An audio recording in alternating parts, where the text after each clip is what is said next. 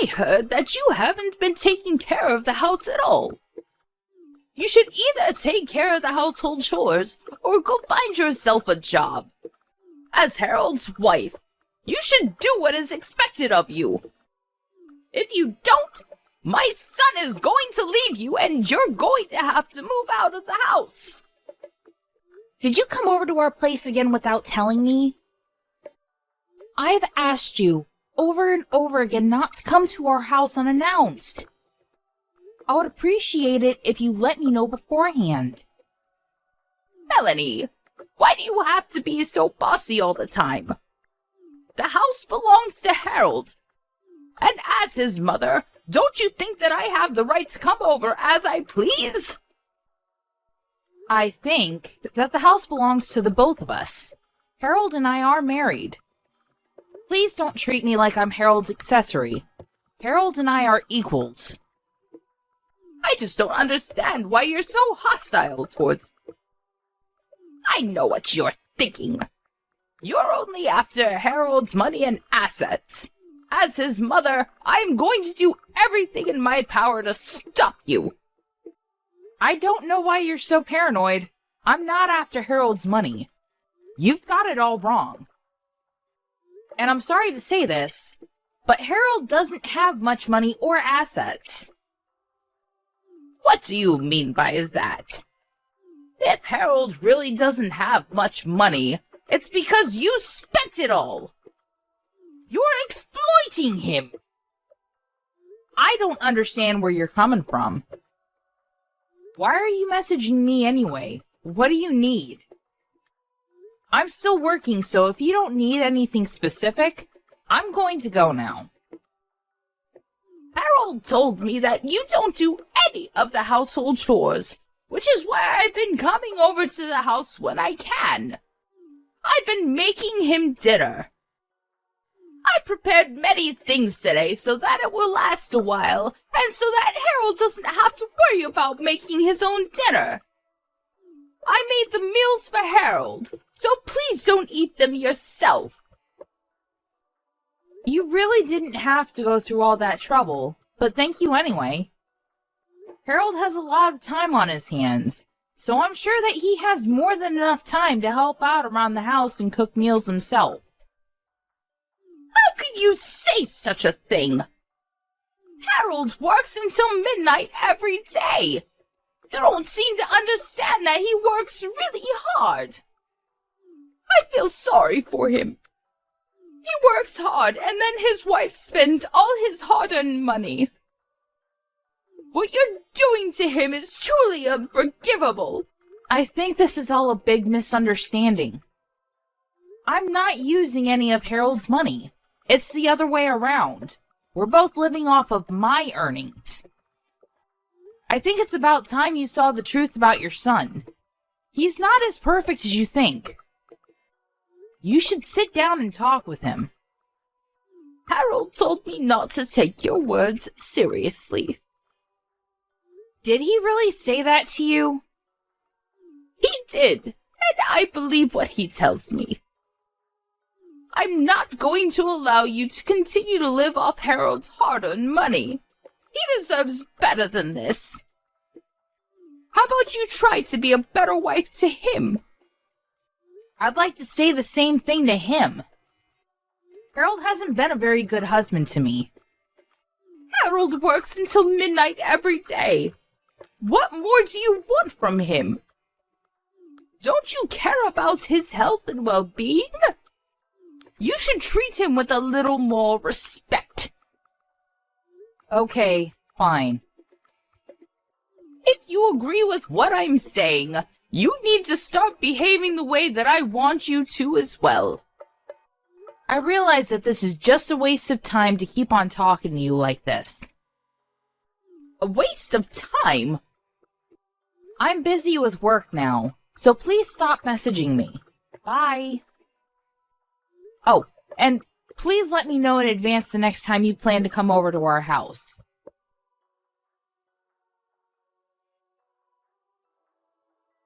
Why didn't you come home last night? Were you working through the night?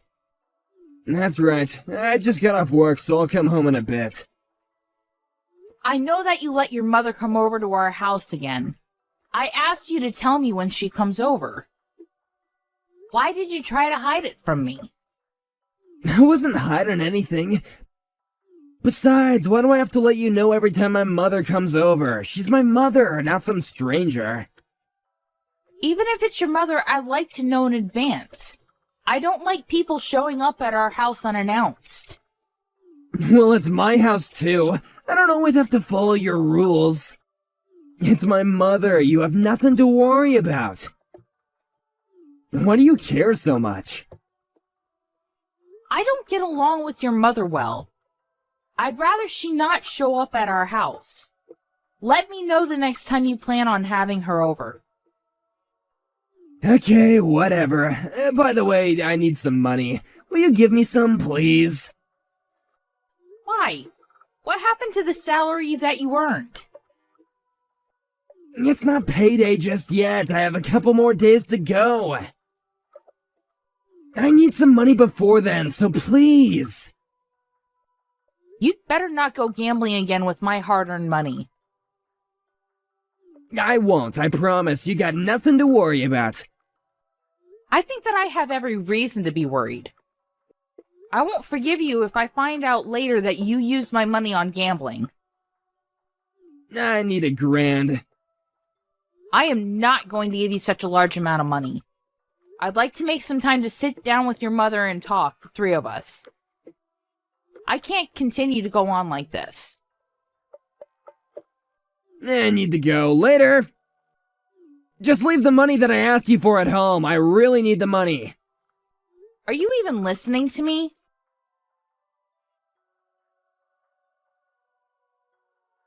I felt so bad for Harold, so I did the best thing that I could for him as his mother. Please don't try to control him anymore. What? I realized after going to your house a couple of times, Harold needs me more than he needs you. I don't understand where this is coming from. What are you talking about? I want you to pack up your things and move out of the house. I can't have you living off Harold's anymore like some parasite. You're not making any sense to me right now. Tell me what's going on. I need you to explain it to me. You guys are divorced now. What the hell? Why am I hearing about this from you and not Harold? I found the divorce papers at your house, so I took the liberty of filing them for you. It's what you wanted, right? Seeing that you had the divorce papers filled out and ready. Does this mean that you went into our bedroom and went through our stuff? How could you? You're right. I did have the divorce papers ready. I knew that things with Harold and I weren't going well, and I wanted the option of ending our marriage if it ended up being the case. Well, I filed them for you, so there's no need for you to worry about that anymore. You and Harold are back to being strangers now. That's why I'm asking you to pack up your things and move out. I cannot believe that you filed the divorce papers without asking our permission. What you did is ludicrous. I didn't expect you to take things this far. Well, I couldn't bear to see Harold so unhappy in his marriage anymore. You should be grateful that Harold put up with you for so long and let you stay in his beautiful home. It's now time for you to leave. I don't understand why you're so self-righteous. Are you sure that you made the right choice here? Harold is going to be the one to suffer if I leave him. I'll be just fine on my own. You're going to regret the fact that you filed those papers. I'm not going to regret anything. It was the best thing for Harold. Don't you know how much Harold makes in a month? His monthly salary is $10,000. Are you sure about that?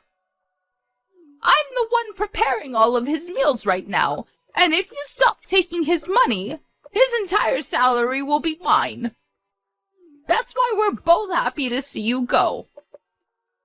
I don't know why Harold married you in the first place. You didn't do anything for him, and all you do is spend his money. Now hurry up and leave our house. I want you out of here ASAP. Okay, fine. I'll move out as you wish. Good luck to the two of you then. We don't need any luck. We'll both be very happy without you. I was surprised to know that you filed the divorce papers without consulting us first. But I'm looking forward to your reaction when you find out the truth about my marriage to Harold. What do you mean by that? Let me just say this. I'm thrilled to be moving out. Thank you for filing the divorce papers. It was my pleasure. Now, please leave. Harold and I are both so excited to start a new life without you. Well, good for you. It was nice knowing the both of you. Goodbye.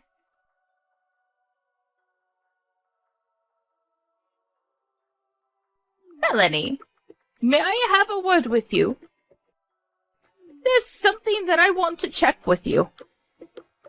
I'm sorry, but I have nothing to say to you. Bye. Wait a second. There's no need for you to be so rude to me. It's about the rent. What about the rent?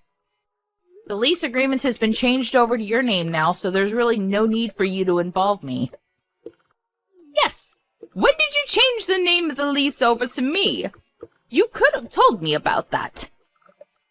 Why was the lease in your name in the first place? Shouldn't have been in Harold's. And why change it over to my name and not Harold's? It just doesn't make any sense to me.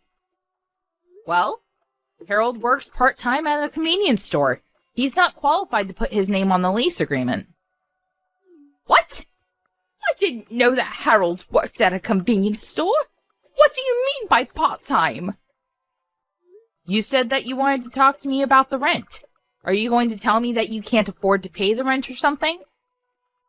Yes, that's right. How did you know? Do you know why there's no money in Harold's bank account? It just doesn't make any sense. Actually, it makes perfect sense to me. Harold doesn't have any real money, which is why he doesn't have any savings. But it's not something to get all nervous about. I think you misheard Harold's salary. You seem to think that he makes 10 grand a month when it's actually $1,000 a month. What do you mean? Harold works part-time at a convenience store, and the maximum he makes a month is $1,000. Sometimes less than that. What made you think that he made 10 times that amount? I bet you're lying to me. Harold's salary can't be that low. Otherwise, how would he be able to afford this house? Besides, I've seen his payslip before. I don't think that I have the wrong number. Oh, so you looked at the payslips then. I get it now. The payslips were mine, not Harold's. You just assumed that they belonged to Harold. Well, you were wrong. Those payslips were yours? Yes, that's right. I was the breadwinner. I work in the sales department of a global firm, so my pay is very high. That's why we were able to afford the house that you're now living in. The rent is around $2,000, which is twice what Harold earns in a month. I knew that Harold wouldn't be able to pay the rent once I moved out, which is why I put your name on the lease agreement. Don't tell me that you quit your job. This is all new to me. I didn't know that you were the one making all the money. I can't believe this. How are Harold and I going to pay for our living expenses then? There's no way that the two of us could live off the $1,000 that Harold brings in each month. I thought he made 10 times that amount, which is why I quit my job. And I just finished selling my house. Did the proceeds from selling the house get wired to Harold's bank account by any chance? Yes. Is that a problem? I'm not good with money, so I had Harold take care of it all. He was more than happy to. Well, I bet he's gambled all that money already. What? I have a stable job, and I have no money troubles like Harold. I didn't need him in my life to live happily. Harold used to have a good job, but then he embezzled some money and got caught. He was penniless after he paid the company compensation for the damages caused. He was also fired from his job, naturally. After that, he started gambling and borrowed money to go to casinos. Now, he has a lot of debt. When we were still married, I helped him out with his money troubles, but now that we're strangers, none of this is my concern. Why am I only hearing about this now? When did Harold start gambling, and why didn't you tell me? Well, he recently started working at that convenience store, and I thought that he was trying to better himself, but he's been going to casinos in the mornings when he isn't at work. Basically, he's using all his money on gambling. He hasn't changed his old habits. Casinos? You were so proud of Harold for working so late at night. But it's just at a convenience store and he isn't making the kind of money that you wish for. Harold isn't working long hours. He's simply in charge of the night shifts at the convenience store. I work much harder than he does and I get paid well too. I'm sure that there are college students out there that are making more money than Harold. I wish you the best of luck with everything. It seems that I had it all wrong. That's what I've been trying to tell you all this time, but you wouldn't listen to me. I'm sorry that I didn't take you seriously before. I'll pay more attention to you now. So would you please forgive us and come home? I realize how much you've been doing for Harold and I. It would mean a lot to me if you moved back in with us. And I'd really appreciate it if you could help pay the rent of this house. Why in the world would I do that after the way you treated me? No way! It is too late to try to be nice to me. I know that it's just an act and that you're only after my money. I already moved into a fabulous new place and I am very happy living on my own. I can't believe that I used to live with Harold. Life on my own is so much more comfortable and enjoyable. I should have divorced him sooner instead of waiting for you to file those papers. I'm very grateful to you for filing those papers, though. So thank you for taking care of it. You don't need to thank me for that. It'd make me much happier if you got back together with Harold. You used to be married to him. Don't you worry that he doesn't have enough money to live off of? I don't know what to do. How am I supposed to pay for everything? You need to help us. Melanie, please. Well, like you said, we're strangers now, so I don't think that I can do anything for you. You told me that I was a parasite and that I should move out. I took your advice and moved out. Shouldn't you be satisfied with that? Asking you to move out was a mistake. I take it back. I'm really sorry. Please forgive me and move back home.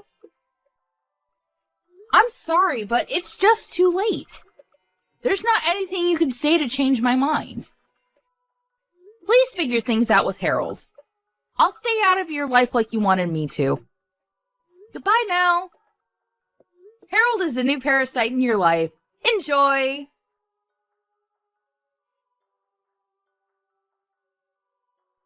After her conversation with Melanie, Helen confirmed with Harold that Melanie was telling the truth. And as Melanie had predicted, Harold had already spent the proceeds from selling Helen's house on gambling. The money was gone. So Helen no longer had the money to buy back her old house even if she wanted to.